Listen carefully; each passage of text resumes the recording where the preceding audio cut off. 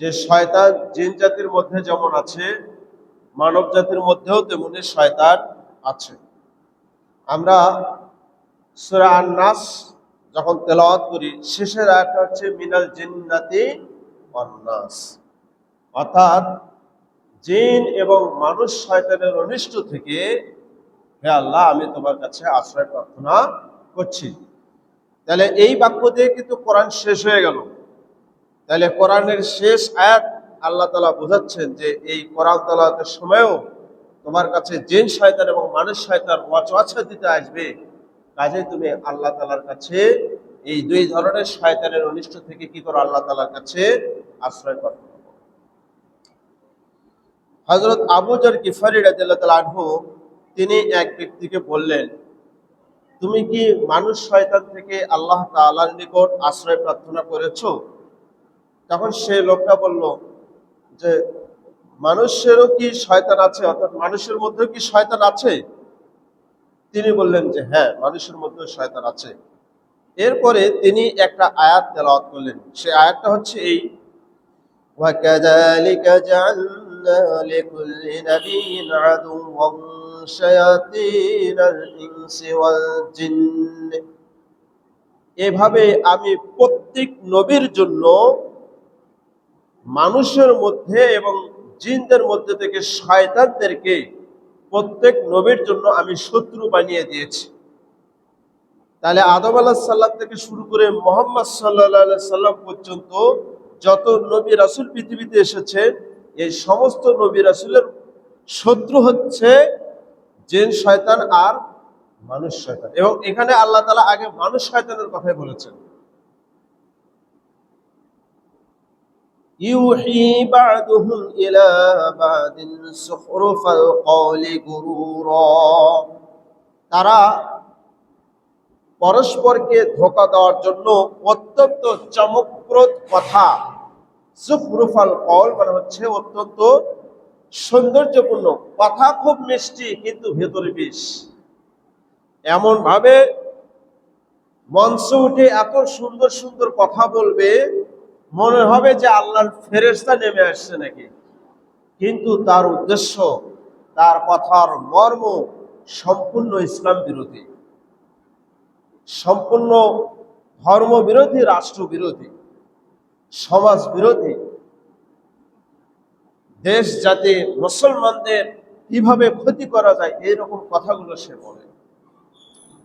এইভাবে আল্লাহ তাআলা বলতেছে প্রত্যেক নবীর জন্য এইরকম জিন আর মানুষের মধ্যে থেকে কি শয়তানকে আমি শত্রু বানিয়ে দিয়েছি।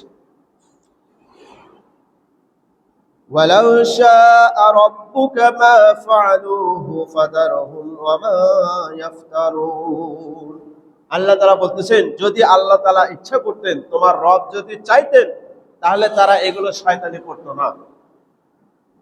অতএব তুমি তাদেরকে বর্জন করো এবং তারা যে মিথ্যা বানোয়াট কথাবার্তা বলে এগুলো তুমি এড়িয়ে চলো, পরিহার করো। তাদের কথায় তুমি যত গুরুত্ব দেবে তত তারা আরো ভাব নেবে। ইসলাম বিরোধীরা যত কোনো কথা বললো, এটা নিয়ে আমরা যত বেশি চিল্লাচিল্লি করবো তত কথাটা কি হবে, প্রচার হয়ে যাবে। তো এখান থেকে এটা হচ্ছে সূরা আল আনআম 112 নম্বর আয়াত। এখান থেকে আমাদের জন্য আরেকটা গুরুত্বপূর্ণ মেসেজ আছে, সেটা হচ্ছে যে নবী রাসূলগণ যেই কাজ করেছেন, দ্বীনের দাওয়াত, দ্বীন কায়েমের যে সংগ্রাম করেছেন, সেই কাজের সাথে কিয়ামত পর্যন্ত যাদের কাজের মিল থাকবে, এই মানুষ এবং জিন শয়তান তাদেরও শত্রু হবে। আমি হক পথে আছি কিনা, আমি নবীওয়ালা কাজ ঠিকমতো করছি কিনা, এটা তখনই বোঝা যাবে যখন দেখা যাবে যে সমাজে আমার শত্রু হয়েছে কিনা, আমার প্রতিপক্ষ আছে কিনা, আমার নিন্দাকারী সমালোচক সমাজে আছে কিনা। যদি থাকে তাহলে বুঝতে হবে যে আমি আসলেই নবীওয়ালা কাজ করছি, আমি হকের পথে আছি। আর যদি আমি মনে করি যে না, আমি এত দিনের কথা বলতেছি, দিন কায়েমের কথা বলতেছি, কেউ তো আমার গায়ে একটা টোকাও দিচ্ছে না, তার মানে আমার কাজটা এখনো নবী রাসূলের তরিকা অনুযায়ী হচ্ছে না। যদি সত্যিকারে আমি নবী রাসূলের তরিকা অনুসরণ করি, তাহলে অবশ্যই আমার উপরে সেই রকম আঘাত আসবে যেরকম নবী রাসূলের উপরে এসেছিল। তাহলে এই নিজের চরিত্র, নিজের আচার আচরণ, আমি কতটা খাঁটি মুসলিম, এটা বোঝা যাবে যে আমার বিরুদ্ধে কতটা মানুষ সরব, ইসলামের দুশমনেরা, শয়তানেরা কতটা আমাকে পথভ্রষ্ট করার চেষ্টা করে। কোরআনে এই শয়তান শব্দটা প্রায় 68 বার এসেছে, আর এই শয়তান শব্দের বহুবচন শায়াতিন, এইটা এসেছে প্রায় 17 বার। তাহলে আল্লাহ তাআলা বারবার আমাকে আপনাকে এই শয়তান থেকে সতর্ক করে দিচ্ছেন। আমরা যদি তারপরেও সতর্ক না হই, শয়তানের ফাঁদে পড়ে যাই, তাহলে আমাদের চেয়ে হতভাগা আর কেউ হবে না।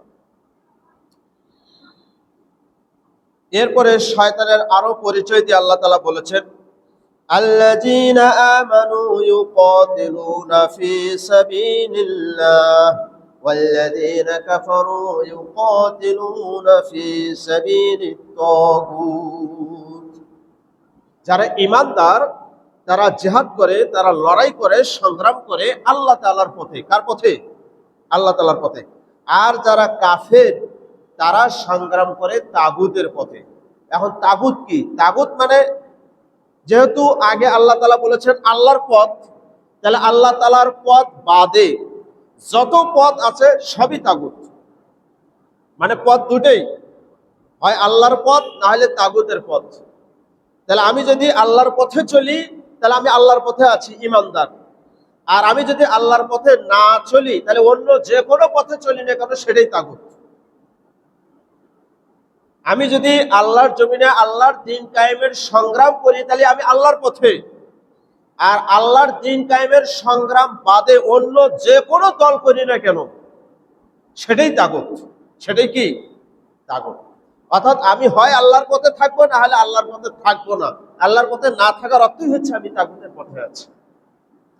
এখন এই তাগুতের পরিচয় আল্লাহ তাআলা এই আয়াতের পরের অংশে বলেছেন, ফাকাতিলু আউলিয়া আশ-শাইতান। এই তাগুতরাই হচ্ছে শয়তানের বন্ধু। তাগুতরাই কি? শয়তানের বন্ধু। তাহলে দেখবেন কিছু মানুষও আছে তারা দ্বীন কায়েমের সংগ্রাম করে না, অন্য দল করে, তাহলে এরাও তাগুত। আবার জিনেদের মধ্যেও আছে যারা মানুষকে আল্লাহর পথ থেকে অন্য পথে নিয়ে যাওয়ার জন্য চেষ্টা করে, এরাও হচ্ছে তাগুত। ইন্না কাইদাশ শাইতানি কানা দাঈফা। নিশ্চয়ই শয়তানের কৌশল, শয়তানের পথ, শয়তানের মতবাদ, এগুলো সবই দুর্বল। এগুলো কি? দুর্বল। সূরা আন-নিসা আয়াত ৭৬। অন্যত্র আল্লাহ রাব্বুল আলামিন বলেছেন, ইয়া আইয়ুহাল্লাযীনা আমানু লা তাত্তাবিউ খুতুওয়াতিশ শাইতান ওয়া মান ইয়াত্তাবি' খুতুওয়াতিশ শাইতানি ফাইন্নাহু ইয়া'মুরু বিল ফাহশাই ওয়াল মুনকার।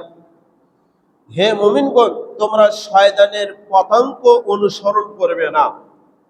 মানে সরাসরি গুনাহ হয় না, কিন্তু গুনাহ হতে পারে। জেনা হবে না, কিন্তু জেনা হতে পারে। এমন কাজ থেকেও কি করতে হবে? বিরত থাকতে হবে। এই জন্য আল্লাহ তাআলা আইন করে দিয়েছেন, কারো বাড়িতে ঢোকার আগে অনুমতি নিতে হবে। আল্লাহ রাসূল সাল্লাল্লাহু আলাইহি ওয়াসাল্লাম বলেছেন, যে মহিলার স্বামী অনুপস্থিত তার সাথে যেন কোনো পুরুষ মানুষ একাকী দেখা না করে। দেখা করলেই যে জেনা হয়ে গেল তা নয়, কিন্তু জেনা হতে পারে। তাহলে ইসলাম এই ধরনের, যেখানে গুনাহ হয় না কিন্তু গুনাহ হতে পারে, এই ধরনের কাজগুলো থেকে কি করতে হবে? দূরে থাকতে হবে। এটাই হচ্ছে শয়তানের পদাঙ্ক। কারণ শয়তান একজন নামাজিকে সরাসরি বেনামাজি বানাতে পারে না, কিন্তু সে নামাজটা ডিলে করতে পারে, সে নামাজে অমনোযোগী করতে পারে, বিঘ্ন সৃষ্টি করতে পারে। সে নামাজ পড়বে কিন্তু নামাজের সওয়াব পাবে না, এইরকম করতে পারে। এগুলো হচ্ছে শয়তানের পদাঙ্ক। আর কি করে? যে ব্যক্তি শয়তানের পদাঙ্ক অনুসরণ করবে, নিশ্চয়ই শয়তান মানুষকে আদেশ দেয় ফাহিশি এবং মন্দ কাজ করার জন্য, অশ্লীল এবং খারাপ কাজ করার জন্য। কে আদেশ দেয়? শয়তান। আমি যখন মসজিদে আসলাম, আশেপাশে কোথায় যেন গান বাজতেছিল। এই গানের আদেশ কি কোনো নামাজি, কোনো হাজি গাজী মুসলমান দিয়েছে এই গান বাজনা করার জন্য? কে আদেশ দিয়েছে? শয়তান। হয় কোনো মানুষ শয়তান দিয়েছে, না হলে জিন শয়তান দিয়েছে। মানে শয়তান দুই ধরনের। এরা হয় কোনো মানুষ শয়তানের ফাঁদে পড়েছে, না হলে কোনো জিন শয়তানের ফাঁদে পড়ে এই যুবকেরা বা যারা এই গান বাজনা করছে তারা এই ফাঁদে পড়ে গেছে। সূরা আন-নূর আয়াত 21। হযরত সফিয়া বিনতে হুয়াই রাদিয়াল্লাহু তাআলা আনহা বলেন, একবার রাসূলুল্লাহ সাল্লাল্লাহু আলাইহি সাল্লাম মসজিদে ইতিকাফরত ছিলেন। তা আমি তার সঙ্গে রাতে সাক্ষাৎ করতে গেলাম, হয়তো তার জন্য খাবার দিতে গিয়েছে, যেহেতু ইতিকাফ করলে বাড়িতে আসা যায় না। তো রাতের বেলায় খাবার দিয়ে ফেরত আসতেছে, আল্লাহ রাসূল সাল্লাল্লাহু আলাইহি সাল্লাম ভাবলেন যে তাকে একটু এগিয়ে দিই। তিনি মসজিদ থেকে বের হয়ে তার স্ত্রীকে একটু এগিয়ে দিচ্ছেন, বাড়িতে পৌঁছায় দিচ্ছেন আর কি। তো মাঝপথে দুইজন সাহাবী ওই রাস্তা দিয়ে যাচ্ছিল। তারা আল্লাহ রাসূল সাল্লাল্লাহু আলাইহি সাল্লামের সাথে একজন মহিলা মানুষ দেখে একটু পাশ কাটিয়ে চলে গেল। তা আল্লাহ রাসূল সাল্লাল্লাহু আলাইহি সাল্লাম তাদেরকে ডাকলেন যে, শোনো, এই মহিলা সে হচ্ছে আমার স্ত্রী সফিয়া। তখন ওই সাহাবীগণ বললেন, ইয়া রাসূলুল্লাহ, আপনার একটু বলার প্রয়োজন ছিল না, আমরা এমনিতেই আপনার ব্যাপারে কখনো খারাপ ধারণা করতাম না। কিন্তু আল্লাহ রাসূল সাল্লাল্লাহু আলাইহি ওয়াসাল্লাম উম্মতকে শিক্ষা দেওয়ার জন্য তিনি বললেন, ইন্নাশ শাইতানা ইয়াজরি মিনাল ইনসানি মাজরাদ দাম, নিশ্চয়ই শয়তান মানুষের শিরা উপশিরায় রক্তের মতো প্রবাহিত হয়। ওয়া ইন্নী খাশিতু আইয়াকযিফা ফি কুলুবিকুমা সুআন আও ক্বালা শাইআন, আমি আশঙ্কা করলাম যে শয়তান তোমাদের অন্তরে কোনো কুচিন্তা, কোনো খারাপ চিন্তা অথবা এইরকম কিছু তোমাদের সৃষ্টি করতে পারে। যে কিরে, রাসূল সাল্লাল্লাহু আলাইহি ওয়াসাল্লামের সাথে এত রাতে একজন মহিলা দেখা করতে আসছে, এই মহিলাকে এরকম একটা সন্দেহ তোমাদের মধ্যে কি সৃষ্টি হতে পারে। হাদিসটি সহিহ বুখারী এবং সহিহ মুসলিম শরীফে এসেছে। তাহলে বোঝা যাচ্ছে শয়তান কিভাবে আমাকে আপনাকে ধোঁকায় ফেলতে পারে।